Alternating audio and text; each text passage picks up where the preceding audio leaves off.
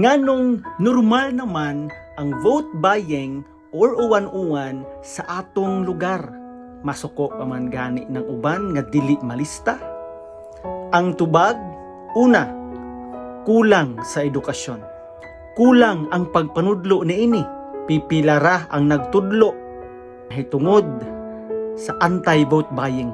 Silent gani ang mga kadaghanan nga mga kasimbahanan mahitungod niini.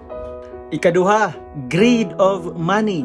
Bisan gitudluan na nga dili gyud maayo ang pagdawat, mudawat gihapon kay nahigugma naman sa kwarta.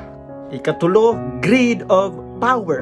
Ang mga politiko kahibaw na nga dili maayo pero manghatag gihapon kay gusto gyud nga makadaog. Maong salot ko sa tanang mga politiko nga dili gyud manghatag, mapildi man or makadaog. Ay haragod manghatag ug makadaog na. Ikaupat, influence.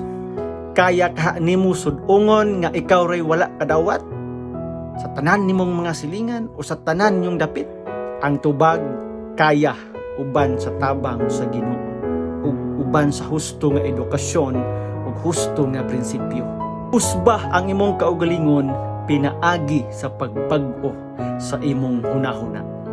In this video, I formally challenge all professional teachers, pastors, ministers, religious leaders, Sunday school teachers, parents, and all concerned citizens to teach this issue because it matters.